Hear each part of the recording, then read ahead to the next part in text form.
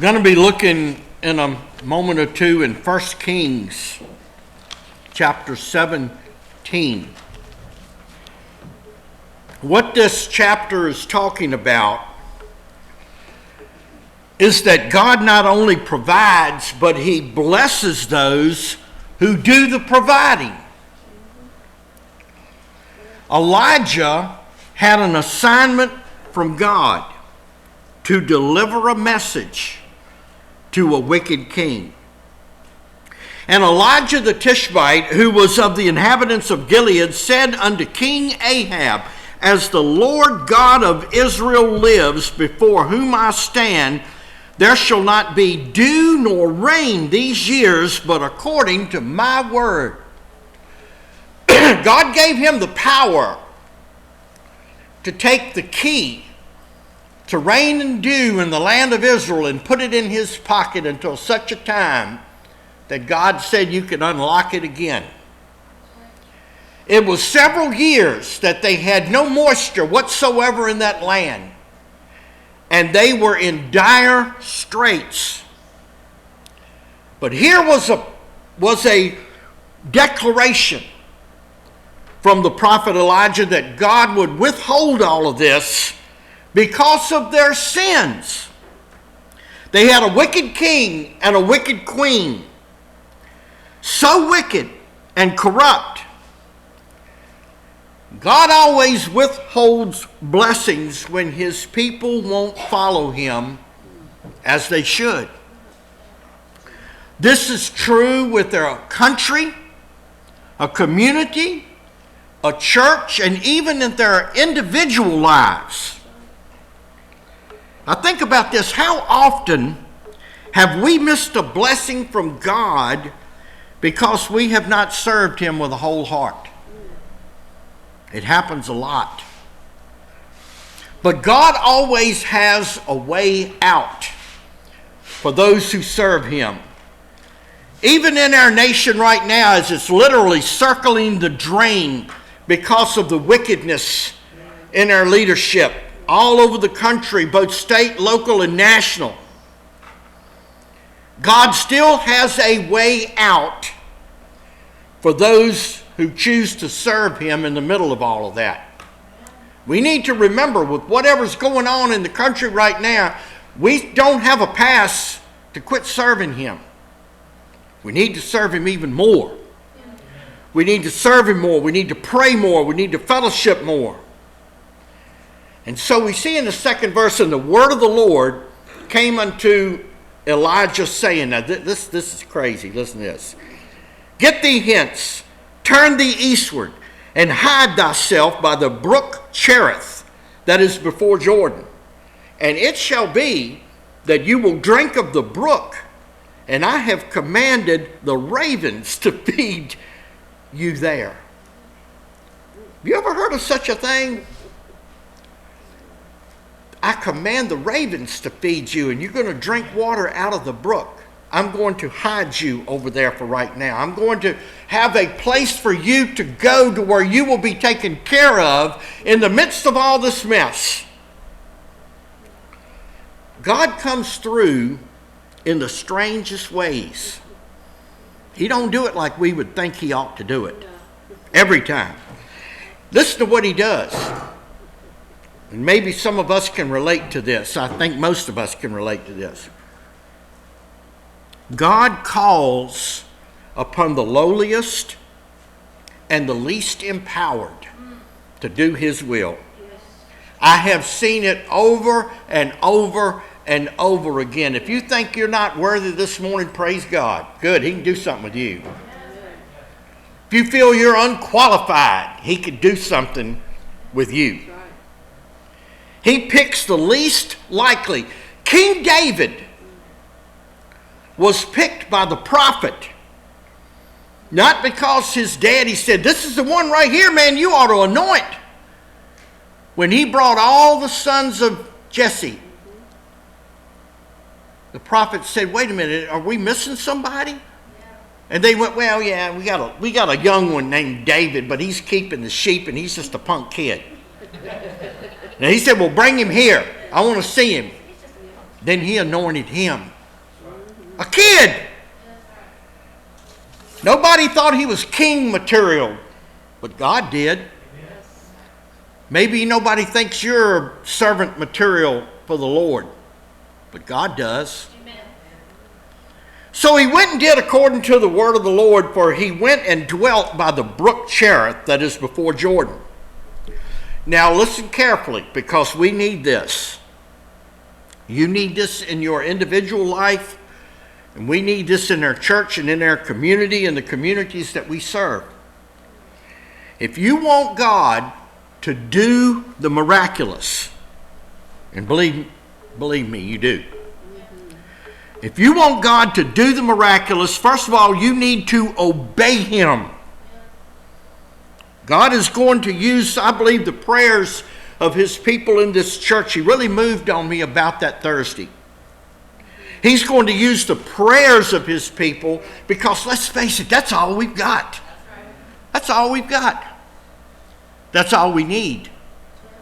He's going to use the prayers of his people in this church to do the miraculous, but he is waiting for us to be faithful. That's how God works. He's not looking for your ability, but your availability. Don't worry about the details. He'll take care of that. You make yourselves available. Look at this. And the ravens brought him bread and flesh in the morning, and bread and flesh in the evening, and he drank of the brook. Have y'all ever seen what a bird normally brings to the nest? I watch a lot of them videos on YouTube where they got a camera in an owl's nest or crow's nest or an eagle's nest, and they usually bring a headless rodent up in there. But you know what? That's not what the ravens brought Elijah. They said they brought him bread and they brought him meat to eat. That's wild. Let's think about that. If God has to feed you by using a crow, he will do it. You don't need, it don't need you sitting around wondering whether you're going to have another meal or whether God's going to feed you, whether God's going to take care of you. He will if you obey him. You will not lack anything if you will follow him and serve him and obey him. I have seen that in the nearly 30 years I've been here. Over and over and over again, God always provides when nobody thinks he can. Another truth is that God will not always use the same methods to get the job done. He will often bring change to your life, and hardly anybody likes that. That makes us uncomfortable. I know it does me. And the older I get, the more uncomfortable I get with that. That's where the expression set in their ways comes from. But you know what? That is how you grow as a Christian. Listen to this. Came to pass after a while that the brook dried up, because there had been no rain in the land. So something's got to change. He can't stay there at that brook no more. There ain't no more water there. Now this is really a truth you need to listen to carefully and hang on to, because this is going to happen to us this year. Once God gets you out of your comfort zone, a lot of us like that comfort zone. Let's be honest, it's comfortable, isn't it? No change, everything's the same, status quo, blah, blah, blah. God don't like that. Can't grow like that. Listen to this. Once God gets you out of your comfort zone and you obey him in such a way as to really stretch your imagination, that's when the stretching really begins. You think you've been stretched. You haven't seen anything. When he stretches you, he's getting you ready for a bigger stretching.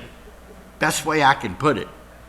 Look at this. This is even more bizarre than telling somebody to go stay by a creek and that he was going to send ravens to feed him. This is even more bizarre, particularly if you're Hebrew.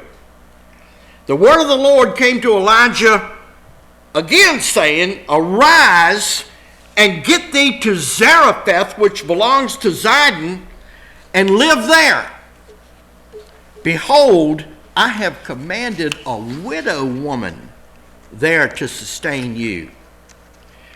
Now that might not be so bizarre nowadays because we got, welfare and Social Security and all of that. They had a program back then called Root Little Pig or Die. And according to the world, what God just said to Elijah is insane. According to the Hebrews, even more insane. Absolutely insane. Widows in those days had less than nothing. And the fate of most widows in those days, if they had no family to look after them, was starvation. They would starve to death because there were no programs. There were no churches. There was nothing to take care of these people except God alone. That's one reason why God started writing laws for the church on what to do about widows and how to take care of them. That's one of the reasons why I love working with insane people.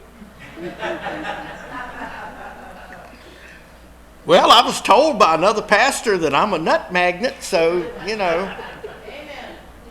Thank you.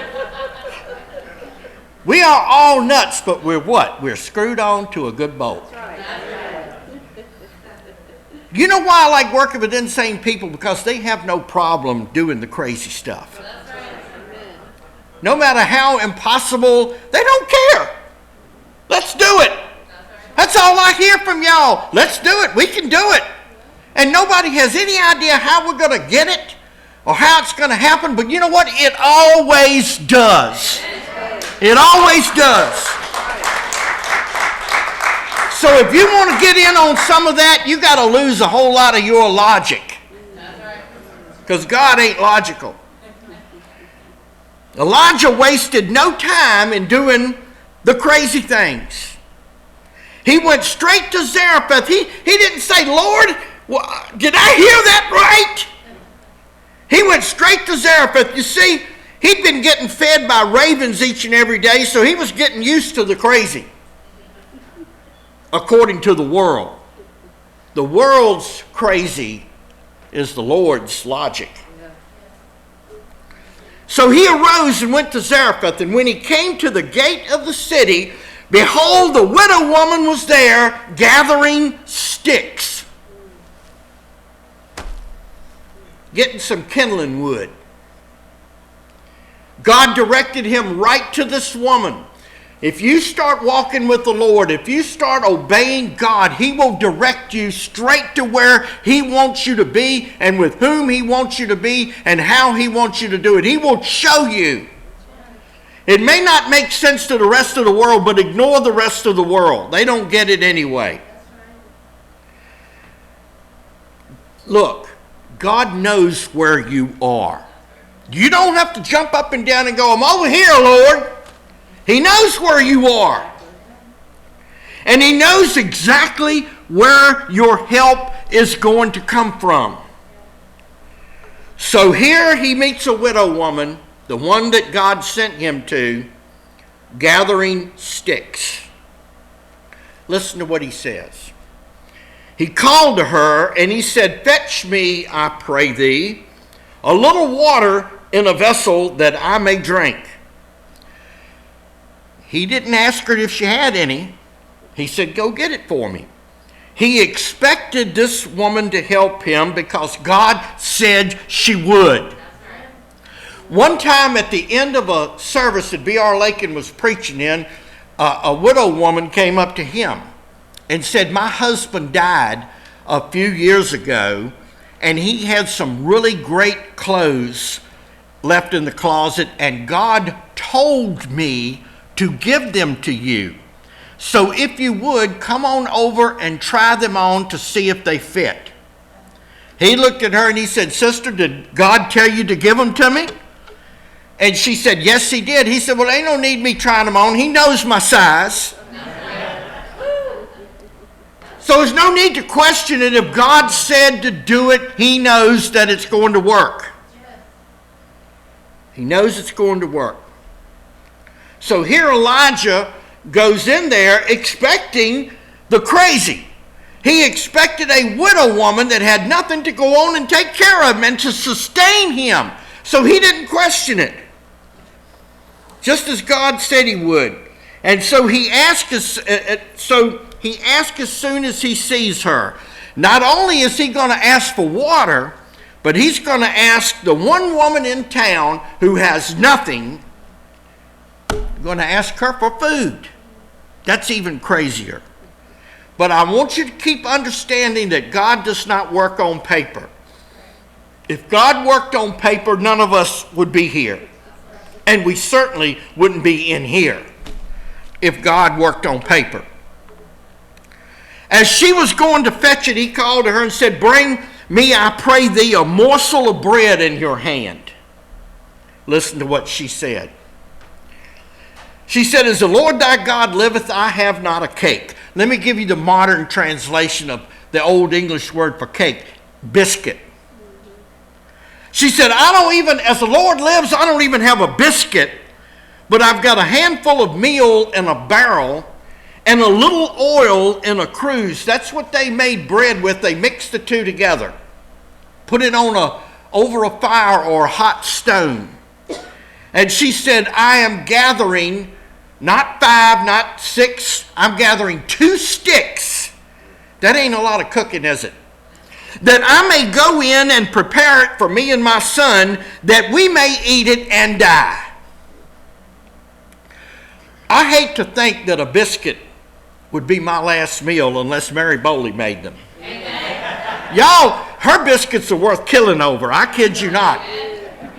She used to bring them to school every day in a big pan, and we literally had to have armed guards around that so we could get one before everybody else swooped on them. If I lived next door to her, I'd be about 600 pounds and on TV every week doing a special about being fat. Now, she said, we're going to eat this biscuit and die because there's no more coming. Normally, this would be about the most pitiful thing that the prophet could possibly hear. That's pitiful. When all she's got left and she knows there's not going to be any more, they've run out of food, no possibility of ever getting any. Remember, there's been a drought for several years. There's no wheat left. There's no oil. There's no water. People were actually killing themselves over water at that time when Elijah went to see that woman. The water was so scarce that people were committing murder and fighting to the death over some water. So this woman is making a last meal for her and her child and then prepared to die from starvation. That's awful. All she had left in this world was a handful of meal and a little oil in a cruse, and that was enough to make 2 little biscuits, and that was it. Normally, that would be pitiful. Normally, the world looks at us at times and thinks we're pitiful. They will laugh and go, look at your resources. Look at what you have. You'll never amount to anything with that. You'll never be able to do anything with that. You may not hear it, but people say that. They will look at you when you talk about what you're going to do for the Lord and what the Lord wants you to do and what He's called you to do. And there will be people in the world that will chuckle behind your back. Some of them will have the nerve to tell you to your face, you'll never be able to do that. You won't ever amount to anything because you don't have the resources to start with. I'll never name the man that said this, but years ago, somebody at a big church made a remark at us that we were so poor we couldn't feed a dog out of this church.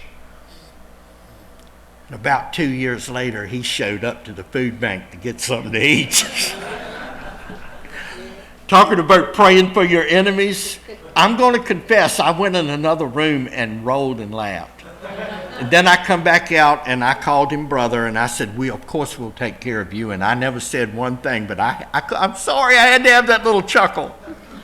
After he had said that in public about our church. And then he showed up to the food bank to get food.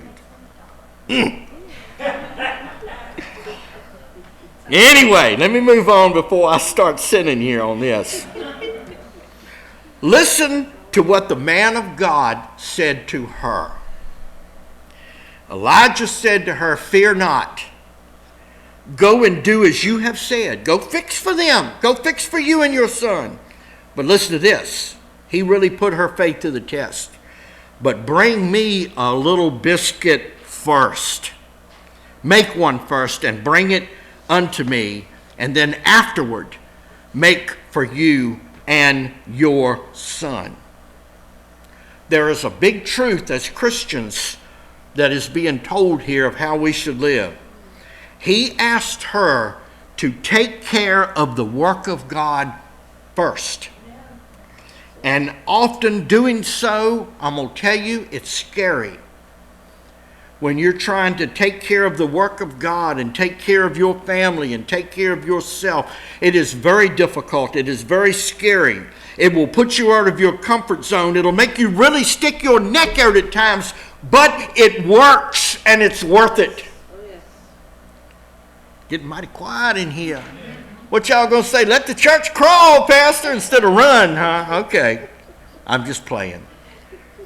Here's the promise of God to those who will do his will and do his work. Listen to what the man of God said to this widow. "For thus saith the Lord God of Israel," and he's telling her and he's telling you this, "the barrel of meal shall not waste, neither shall the cruse of oil fail, until the day that the Lord sends rain upon the earth." Isn't that amazing?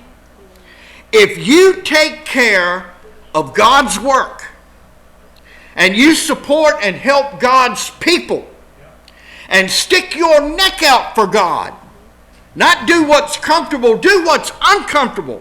Get out of your comfort zone and be willing to sacrifice. I'm here to tell you that the barrel of meal, whatever that may be for you, will never be empty, and the cruse of oil will never run dry. I have been a minister for a long time, and I have seen that come true 100% of the time without fail. Without fail.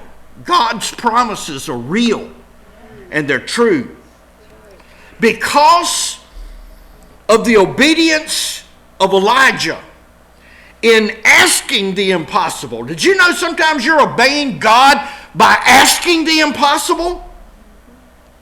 Because of the obedience of Elijah in asking the impossible, because of the widow woman trusting in the impossible, they had all the food that they needed. The Bible said it was at least a year's supply. And it said she went and did according to the saying of Elijah, and she and he and her house did eat many days. And the barrel of meal wasted not, neither did the cruse of oil fail, according to the word of the Lord which he spoke by Elijah. If God promises it, he will make good on it every single time. You don't ever have to be afraid of that. Every time she went to the barrel, there was flour. Every time she went to the cruse, that was a pitcher, there was oil. Every single time. I could bring Tina up here and she could tell you of the times that she didn't think she had anything left down there to give away, and she'd go back and there it was on the table ready to go. These are miraculous things, and God moves in miraculous ways. If you don't believe in miracles, go downstairs after the service and look around. Yeah. Take a look at the food bank down there. You talk about the barrel and the cruse never failing. It never failed down there either, and it never will. Amen. The widow woman never lacked for a single thing, and neither will you. Promise you that. I'm not one of them health and wealth preachers that tells you to send that $1,150 seed money in. That's garbage that they do on TV. That's garbage. They're conning people. I'm talking about sacrificing yourself. I'm not here looking for your money. Although I do need gas for my new Mercedes this evening. I'm not here for your money.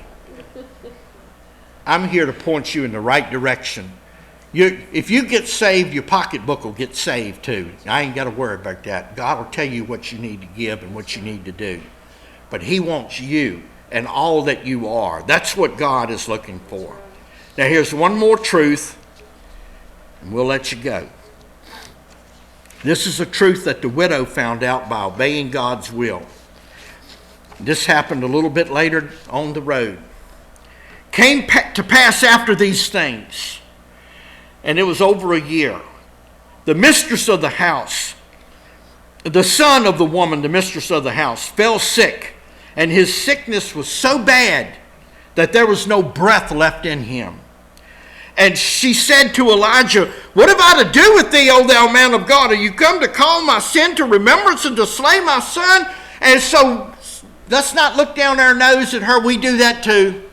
Even after seeing miracles, the poor widow woman's afraid, and she thought her sins were being revisited on her. You know what? The devil will whisper those things to you. After you see a great victory, he'll try to make you feel like garbage by whispering something like that. Or something bad will come along that God can fix, and the devil will tell you that it can't, and it's because of you. And he said to her, "Give me your son." And he took him out of her bosom and carried him up into the loft where he lived and laid him upon his own bed. And he cried to the Lord and said, "O Lord my God, have you brought evil upon this widow with whom I sojourned by slaying her son?" Even the great prophet had fear. And he had doubts, but you know what he did? In spite of the fear and in spite of the doubts, and you're lying if you'd say you never have them, he obeyed God anyway. That's the difference. A lot of times we do have fears. A lot of times we do have doubts, but you plod right on through it and keep going and obey God, and he'll alleviate those things. So he stretched himself upon the child 3 times and cried unto the Lord, "O Lord my God, I pray thee, let this child's soul come into him again." And the Lord heard the voice of Elijah, and the soul of the child came into him again, and he revived.